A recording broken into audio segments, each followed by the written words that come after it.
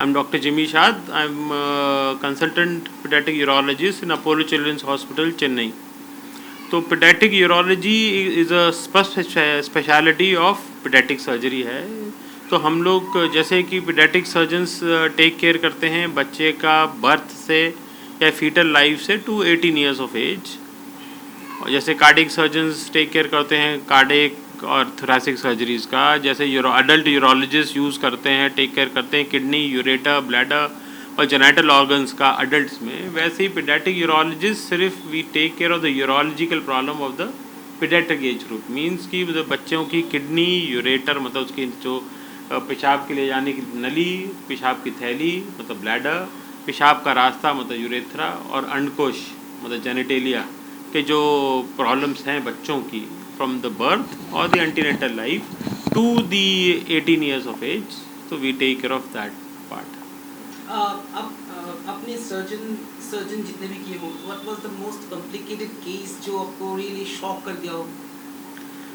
अब इस स्टेज में शॉकिंग तो नहीं लगता, बट हाँ बहुत दुख होता है क्योंकि हमारे पास ऑलमोस्ट 30% केसेस में ये बोल सकता हूँ ऑलमोस्ट सर्जरी करा के आते हैं, फेलियर्स के कारण आते हैं, और जिसका सिर्फ और सिर्फ मेरे हिसाब से लैक ऑफ अवेयरनेस ही सबसे कॉमन कारण है.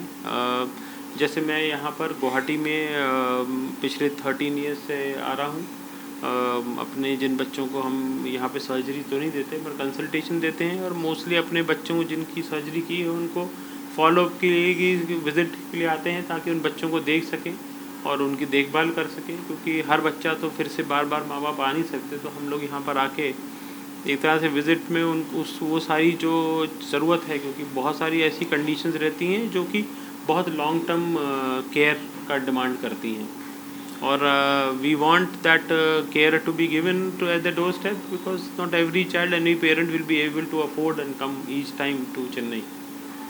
पीडियाट्रिक यूरोलॉजी में जैसा आपने मुझसे पूछा कि मतलब शॉकिंग, तो मतलब ऐसे बहुत सारे बच्चे हैं मतलब जो कि बहुत ही बुरे स्टेटस में आए हैं और मल्टीपल सर्जरीज करा के आए हैं, but I can not count. But we have seen kids and we have salvaged patients, even operated more than 12 to 15 times, जिनकी बच्चों की सर्जरी हो चुकी है उन्हीं ऑर्गन्स पे बार बार.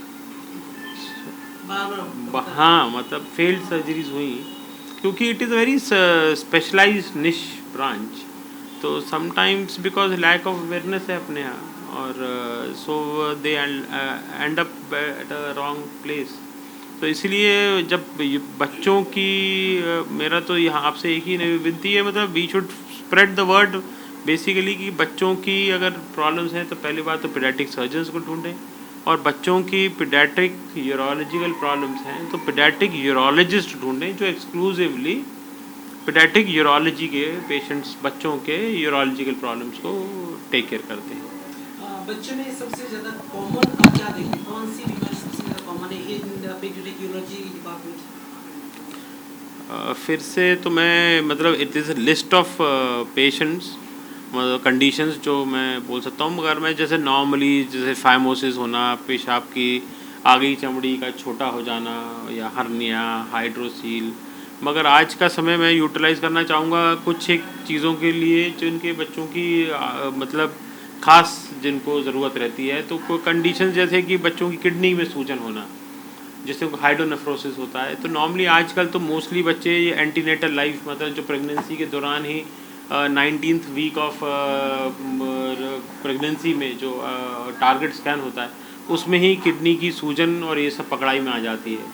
तो वो बच्चे जो किडनी में सूजन के होते हैं और जो एंटीनेटली डायग्नोज हाइड्रोनेफ्रोसिस होते हैं या हाइड्रोयूरेट्रोनेफ्रोसिस होते हैं या कोई पोस्टीरियर वाल्व के बच्चे होते हैं, तो इन बच्चों को तुरंत हायर सेंटर में डिलीवरी के लिए जाना चाहिए और वहाँ पर डिलीवर होने चाहिए, and then they should be taken care of.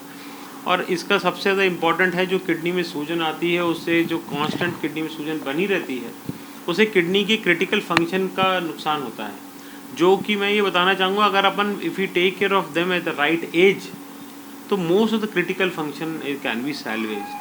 जैसे आज ही मैंने एक बच्चे को देखा जिसकी मतलब किडनी का फंक्शन जैसे मुश्किल से 1% फंक्शन था, नॉर्मली मोस्ट सेंटर्स में मतलब 10% से नीचे जो फंक्शन है उसको क्रिटिकल फंक्शन लॉस कहलाता है। और बहुत सारे सेंटर्स में अभी भी ओल्ड डिक्टम यूज़ करते हुए नेफ्रेटिक मतलब किडनी निकाल दी जाती है वो वाली, क्योंकि वो किडनी काम नहीं कर रही है, सैल्वेज करना बड़ा मुश्किल है। But we try to salvage all those kidney. जैसे हमने आज ही देखा एक बच्चा जिसके 4% फंक्शन थी, आज ऑलमोस्ट क्लोज टू 40% फंक्शन। तो एक तरह से हमने वो किडनी जो निकाल दी गई होती है उसकी किडनी को बचाने की कोशिश करी।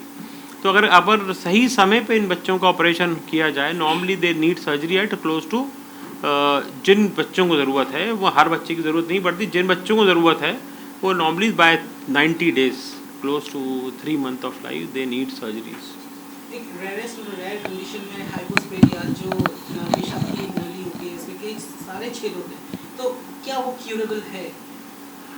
एक चीज़ मैं क्लियर करना चाहूँगा कि रेयरेस्ट ऑफ रेयर नहीं है, आज की डेट में ये बहुत ही कॉमन कंडीशन है। It is as common is 1 to 150 live birth of male, मतलब हर 150 बच्चे में किसी एक बच्चे में हो रहा है। उसके कारण भी हैं क्योंकि अपन जिस तरह की लाइफ जी रहे हैं, इनफर्टिलिटी के ट्रीटमेंट और hormonal disturbance, increased age of parents, specifically increased age of father, and increased of electromagnetic radiation, जो कि अपन लोग सभी एक्सपोज्ड हैं। तो ये सारी बहुत ही कॉमन कंडीशन है जिसके कारण से मतलब हाइपोस्पेडिस का इंसिडेंस बढ़ रहा है। और इसमें मतलब इसमें यह है कि नॉर्मल बच्चे में पेशाब का जो मुख जो रास्ता होता है जिसको मेटस कहते हैं अपन, it is the tip of the glands, मतलब जो आगे जो कैप होता है पेनिस का उसके टिप पे ओपनिंग होती है उसकी। मगर ये इन बच्चों में जो ये हाइपोस्पेडिस के बच्चे होते हैं उनकी जो पेशाब का रास्ता होता है वो under surface of the penis में होता है, जिसका क्लासिफिकेशन अलग अलग तरह से डिस्टल मतलब जो लिंक के मतलब टिप के पास में है, डिस्टल, मिड और प्रॉक्सिमल वैराइटीज़ में किया जाता है डिपेंडिंग ऑफ कि कहाँ उसकी ओपनिंग है। But this also requires early intervention, और स्पेसिफिकली आज के ज़माने में हाइपोस्पेडियस का रिपेयर करने के लिए parents should go to a definitely good centre which are dedicatedly taking care of paediatric urological cases, और in fact they have a right to ask जो सर्जन है या उनको they should look for expertise of a not just a pediatric urologist but they should ask for a hypospadiologist। pediatric urology मतलब pediatric urologist वो surgeon है जो कि बच्चे की किडनी, यूरेटर, ब्लैडर से रिलेटिव और उसकी जेनिटल ऑर्गन से रिलेटेड सर्जरी करता है, और वो एक्सपर्ट है सिर्फ बच्चों की 18 साल तक। मगर हाइपोस्पेडियोलॉजिस्ट उनमें से भी वो pediatric urologist जो कि कम से कम 70 to 100 केसेस इन ईयर करता है। 70 to 100 केसेस इन ईयर हाइपोस्पेडियस के बच्चों को ऑपरेट करता, उससे ही सर्जरी कराना चाहिए। उनको हाइपोस्पेडियोलॉजिस्ट कहते हैं, क्योंकि हाइपोस्पेडियस बहुत ही ट्रिकी और ट्रिकी सर्जरी है, क्योंकि इसके world over the results are very poor, there is lot of complication rate, the failure rate in hypospadias is among the highest in fact including all the varieties of surgery, including neurosurgery, thoracic surgery, कोई भी surgeries अपन अगर गिने तो ये वो surgery है जिसमें highest failure rate है। तो इज ऑलवेज क्रिटिकल कि जो बेस्ट चांस है वो फर्स्ट चांस है। तो we should always be, it is always better that you look for a right place, right centre and a right set of expertise.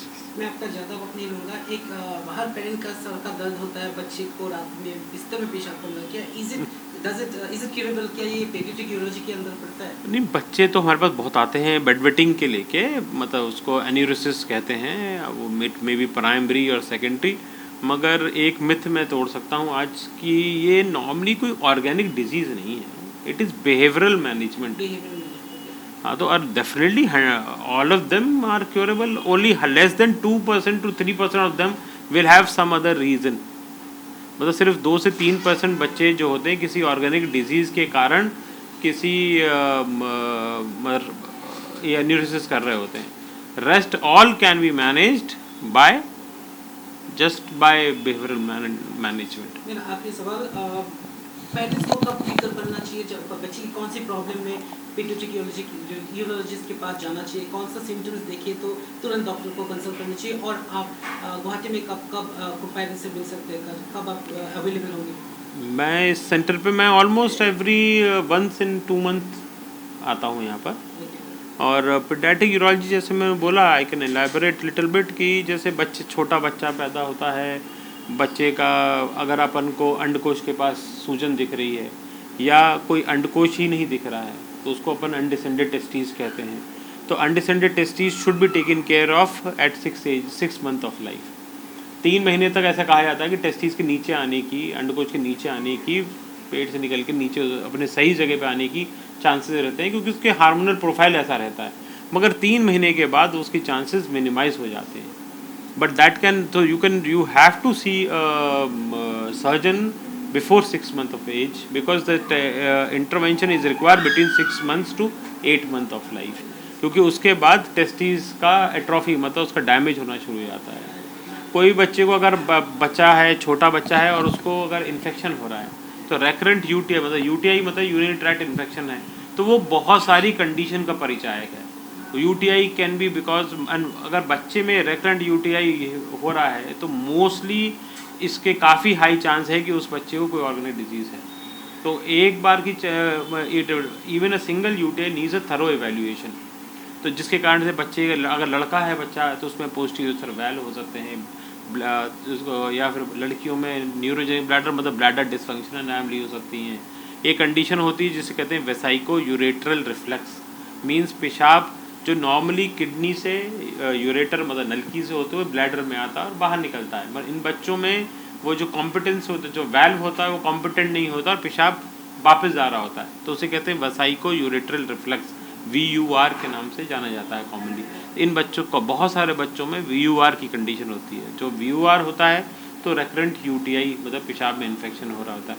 ऐसे किसी भी ऑब्स्ट्रक्टेड पैथोलॉजी या VUR, इन किसी भी कंडीशन होने में इन्फेक्शन होता है, तो इन्फेक्शन अगर आपको बच्चे को, छोटे बच्चे मिलता है तो उसको लाइटली नहीं लेना चाहिए, तुरंत जाके फिजिशियन या सर्जन से कांटेक्ट करना चाहिए। और थरो एवेल्यूएशन मींस अल्ट्रासाउंड, और अल्ट्रासाउंड विल टेल अस कि फर्दर उसको कौन सी इन्वेस्टिगेशन की ज़रूरत है। Thank thank you. यू।